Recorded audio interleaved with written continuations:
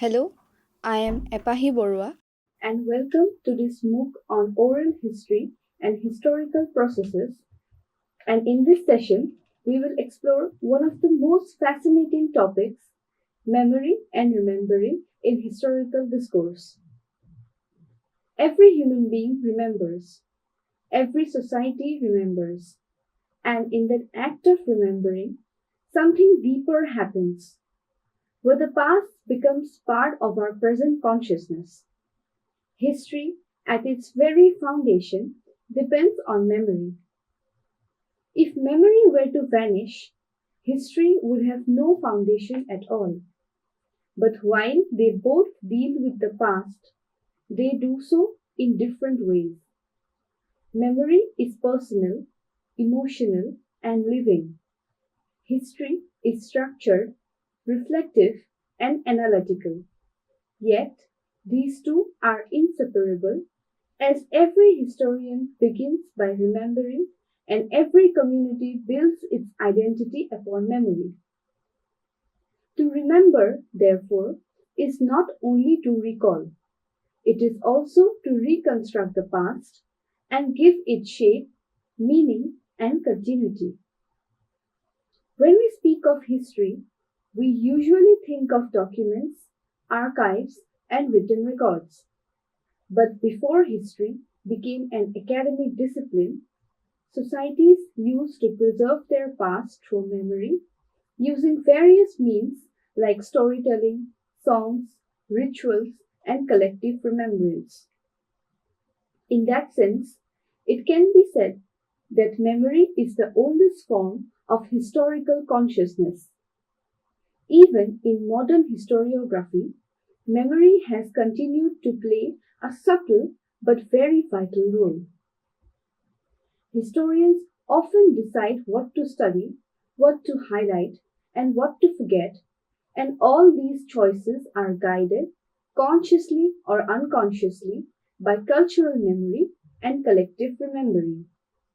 In other words, memory does not only preserve the past, it also shapes what kind of past we choose to write about. We often use words like memory and remembering interchangeably, but in the context of history, they mean slightly different things.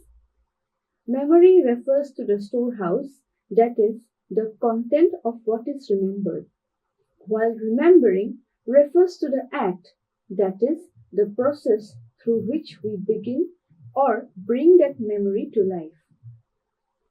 To put it simply, memory is what we have, remembering is what we do.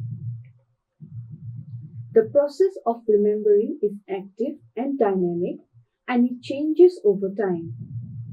Each generation reinterprets the past in light of its own experiences and needs.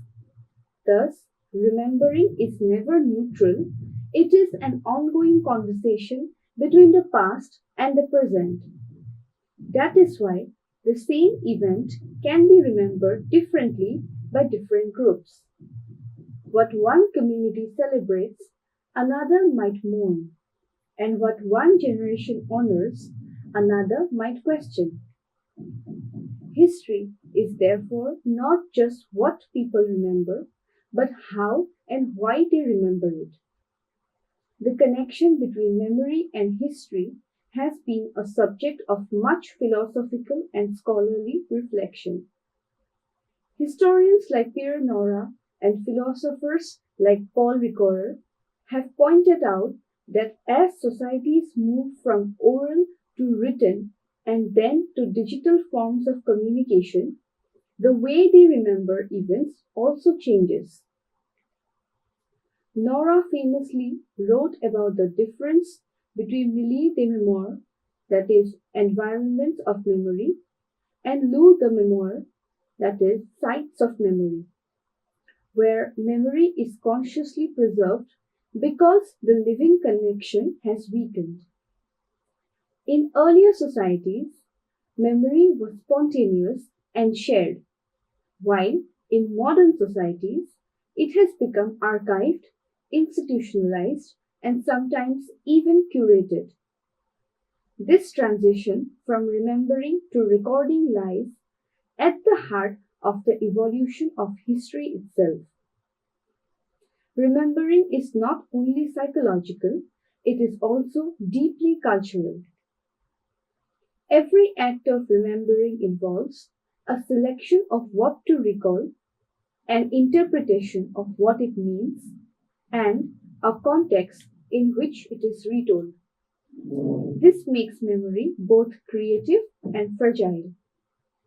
When memory is preserved through means like storytelling, family narratives, and traditions, it keeps the past alive.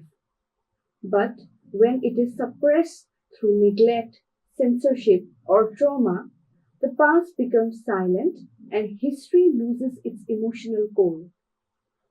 To remember, therefore, is also to resist forgetting. It is an act of identity, survival, and continuity.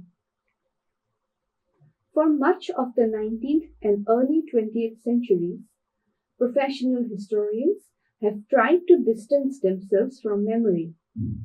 They wanted history to be scientific, that is, objective, factual, and verifiable. But as new schools of thought emerged, like oral history, post-colonial, and cultural history, etc., scholars began to realize that memory is not a distortion of history, rather, it is one of its richest and most human sources. Through memory, we understand how different people experienced events, how they felt about them, and how those experiences shaped their sense of belonging. If history tells us what happened, memory tells us what it felt like when it happened. History and memory, thus, are not rivals. Rather, they are partners and they need each other. While memory gives history life, emotion, and perspective, history gives memory structure, analysis, and continuity. And together, they help societies understand not only their past, but also their present sense of identity. In a world where information changes rapidly and attention fades quickly, the act of remembering has become more important than ever. Without memory, history becomes data, and without history, memory becomes nostalgia. The past can become truly meaningful when the two are bridged. To understand the role played by memory in historical discourse, we have to first understand what memory and remembering really mean. These are not just words we use casually, they describe processes which lie at the very heart of human consciousness. Memory allows human beings to link the past with the present. Without it, we would live only in isolated moments, unable to learn, plan, or make sense of our experiences. It is through memory that we become historical beings who are capable of continuity, reflection, and identity. Simply put, memory refers to the ability to retain and recall experiences. It is both biological and psychological. Our brains store the various sensory impressions like sights, sounds, emotions, and retrieve them when we need to interpret the present or imagine the future. But memory is not a mechanical recording device. It is selective, interpretive, and deeply emotional. We do not remember everything that happens. We only remember what feels important and what moves us, shapes us, or challenges us. This selectivity gives memory its meaning and also points out its fragility. To remember is to choose, and every choice of memory is also a choice of forgetting. While memory is the content, Remembering is the process, that is, the active work of bringing the past into the present. When we remember, we are not replaying an image of the past, we are reconstructing it. Each act of remembering is shaped by who we are, what we believe, and what we need the past to mean. This is why two people who lived through the same event may remember it in completely different ways. In remembering, the past is never fixed. It is constantly reinterpreted.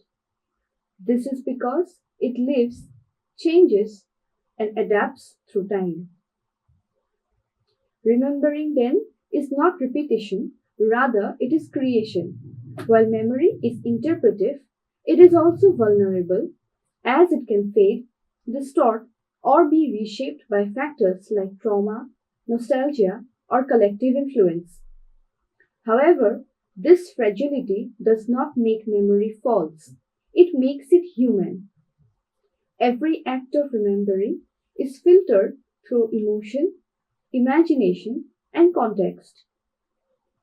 This means that memory can preserve truths which are emotional or experiential, even when factual details remain uncertain. For historians, this is crucial. Written documents can tell us what happened, but only memory can tell us how it felt to live through it. History records facts, while memory preserves meanings. Memory is both personal and social. Each person carries their individual memories, like experiences, sensations, private recollections.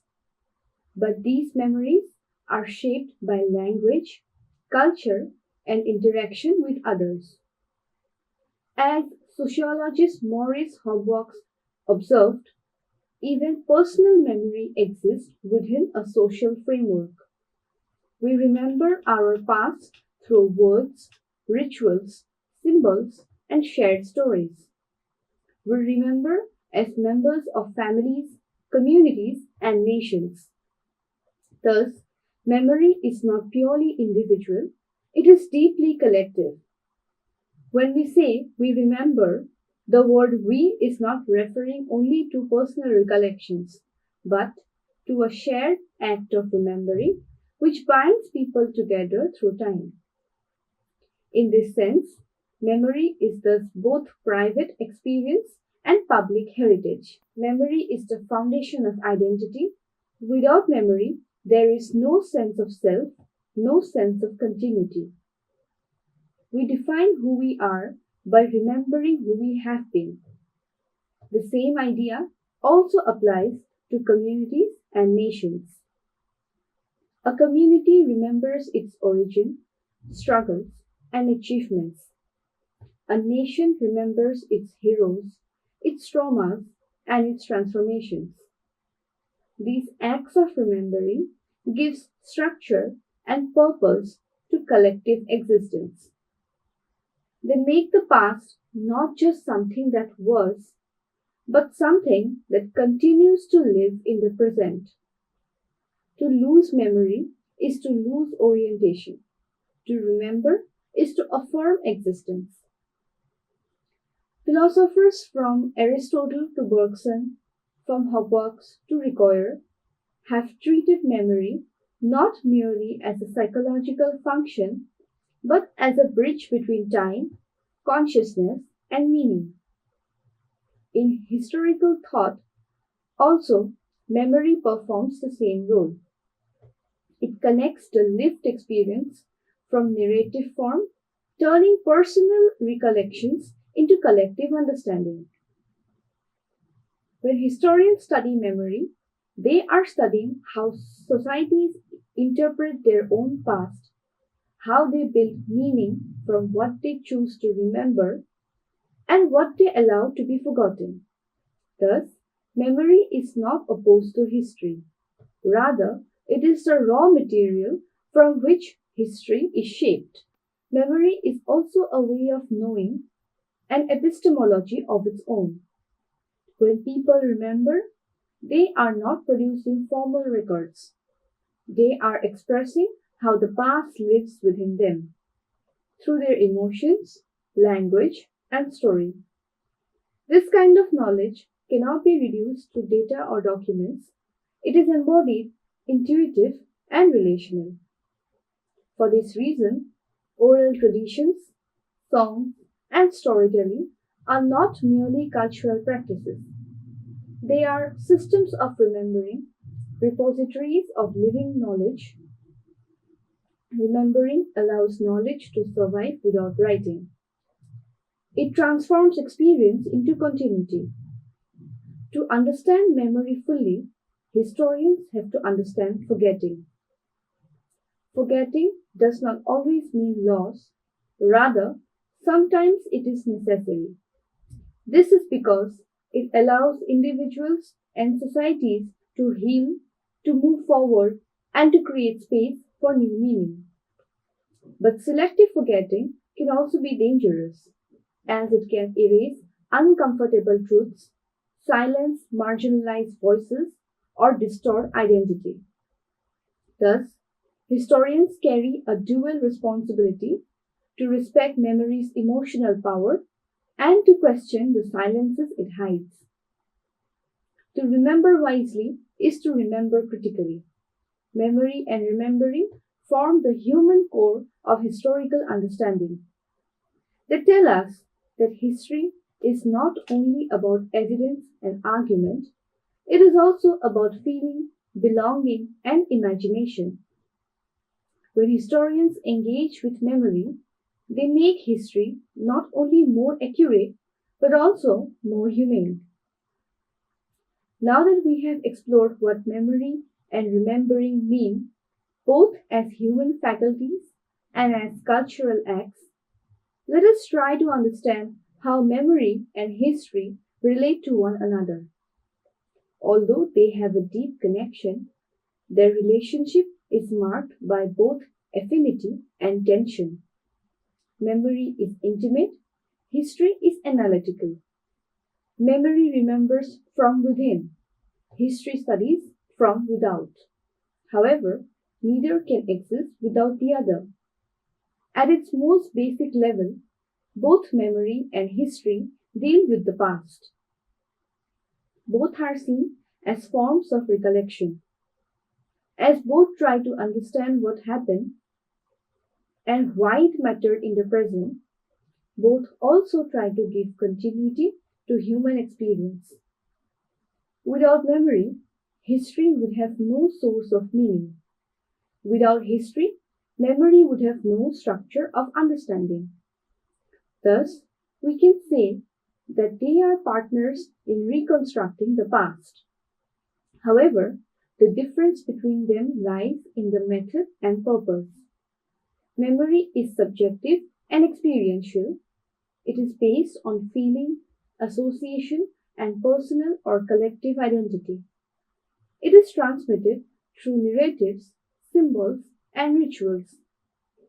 On the other hand, history tries to be objective and analytical.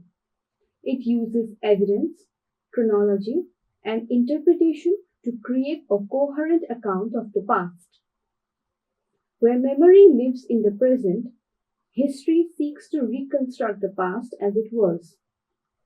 Memory remembers in order to belong. History investigates in order to understand. Memory is living time because it evolves as people retell stories, reinterpret experiences, and connect them to new realities.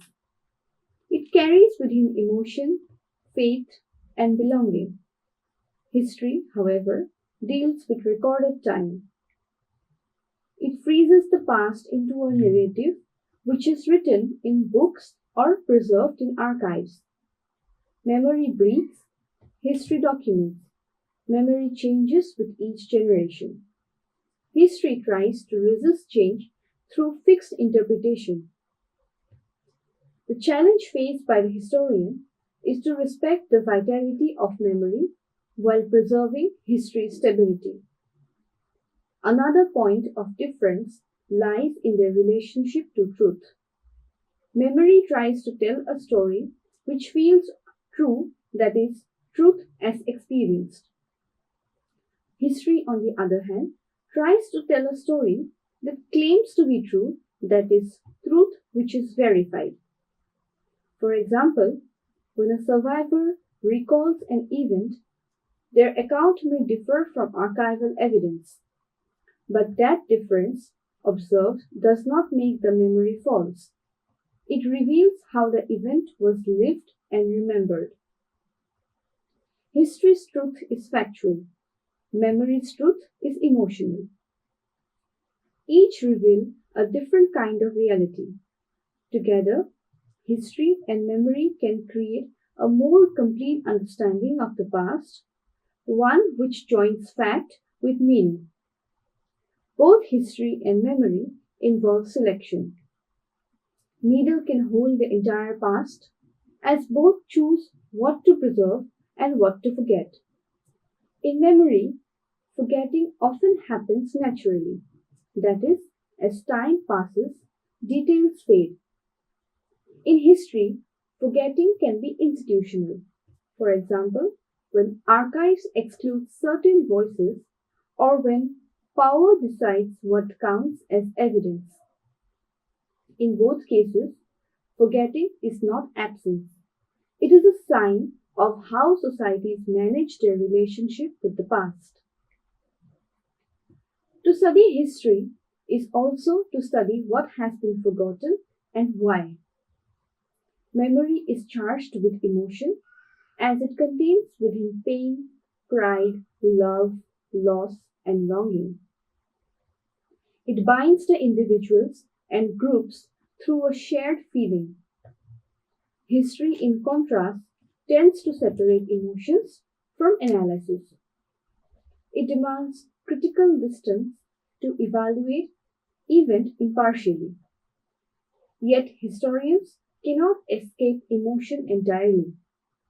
What they choose to study and how they interpret it often reflects their emotional and ethical concerns. Thus, even when history tries to seek neutrality, it is moved by memory's emotional currents. Memory often resides in people, in their mind, speech, and rituals. History, however, resides in institutions like archives, museums, universities, libraries. This gives history durability and legitimacy, but it can also distance history from the lived experience. When memory enters the institution, it becomes formalized, that is, recorded, catalogued, displayed. It gains preservation but loses intimacy. This transformation is what Pierre Nora called the shift from living memory to sites of memory. It is the difference between remembering your ancestors through a story and reading about them on a plaque in a museum. Because of these differences, history and memory often come into conflict. They may tell different versions of the same event. They may even compete for authority in shaping collective identity. For example, historians may criticize memory for being unreliable, while communities may accuse historians of being detached or insensitive. Yet, this tension is not destructive, rather, it is productive. It keeps both forms of knowledge alive and self aware. When memory challenges history, it asks for empathy. When history challenges memory, it asks for reflection. Together, they remind us that past is both lived and learned. Ultimately, the relationship between memory and history is a dialogue, not a hierarchy. Neither can claim complete authority, as each depends on the other to make sense of time and experience. Memory gives history its soul, the living connection to human experience. History gives memory its shape, the analytical framework which preserves understanding. When they come together, history becomes more compassionate, and memory becomes more self-aware. It is through this dialogue that historical discourse becomes truly humane. We might say that memory is the heartbeat of history. It gives rhythm, warmth, and emotion to the study of the past. Without it, history becomes an empty structure, accurate but lifeless. With memory, history becomes a living conversation between time and meaning. The historian's task, therefore, is not to silence memory, but to listen to it carefully and to interpret it, respect it, and weave it into the broader fabric of understanding. Now, let's look at the different forms of memory that shape historical understanding, from individual and social memory to cultural and transmitted forms, to see how memory operates across time and generations. This is because memory is not singular. It exists in layers, namely individual, social, cultural, transmitted, and archived. Each form influences how societies understand and represent their past. The first and the most basic form is individual memory, that is, the personal recollections which are stored in the mind of a single person. This memory is shaped by an individual's lived experience, sensory impressions, and emotional associations. Individual memory is fragmented and selective, but it carries the raw material of lived history. It tells us not just what happened, but how it was experienced. The second form is social memory. Social memory develops through interaction. It develops through conversations, shared experiences, and participation in a group's life. We remember differently when we remember together. Social memory is thus negotiated, reinforced through repetitions, and influenced by communities' relationships. It shows us that memory is not purely private, it is also shaped by our social environments, values, and norms. Memory, therefore, becomes what a group agrees to remember. The third type is collective memory, a term which is often associated with Maurice Hobsbawm's. Collective memory refers to a shared remembrance at the level of a community or society. It is not about individual experience, but about the stories a group tells about itself, like who we are, where we come from, what we believe matters. Collective memory is often associated or stored in symbols, commemorations, shared narratives. Through collective memory, the past becomes a part of the identity of the group. The fourth form is cultural memory, a term associated with Jan Assmann. Cultural memory goes beyond lived experience. It exists in the rituals, symbols, images, languages, and traditions which are transmitted across generations. It lasts not for decades but for centuries. Cultural memory helps the societies retain meaning long after direct memory fades. Thus, it is memory stored not in individuals but in culture itself. Another important category is communicative memory. This memory is based on everyday communication, that is, stories passed informally through family conversation or community dialogue. Communicative memory is short-term, interpersonal, or formally preserved. It only lasts roughly 3 to 4 generations before fading unless it becomes cultural memory. This form of memory reminds us that the past survives through speech. Finally, we have archived memory. Memory which is stored deliberately in written records, databases, documents, digital databases, or institutional records. This kind of memory is formal, organized, and preserved with the intention of being consulted later. Archive memory is essential for historical research, but it is also limited as it preserves only what that institution considers important. Archival memory is preserved but not always lived. These forms of memory are not isolated. They flow into one another, that is, individual memory becomes social when it is shared. Social memory becomes collective when it represents a group. Collective memory becomes cultural when it is ritualized or institutionalized. And archived memory may begin as cultural memory and eventually enter documents. This movement from personal experience to shared identity is how memory becomes history. Together, these types of memory remind us that the past does not remain in one place. It moves from mind to story, from family to community, and from memory to history. Memory travels, and through that journey, the past becomes meaningful.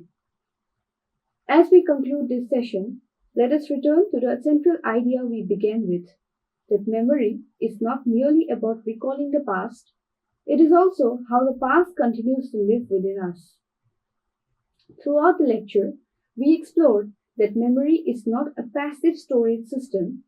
It does not simply keep information, rather, it constructs meaning, identity, and continuity.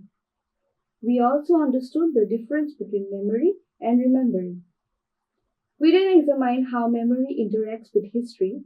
While history seeks structure, distance, and explanation, memory seeks connection, feeling, and significance. History tells us what happened, memory tells us why it matters. Finally, we explored that memory exists in many forms, namely the individual, social, collective, cultural, and archived. Each form reveals a different layer of how societies engage with the past.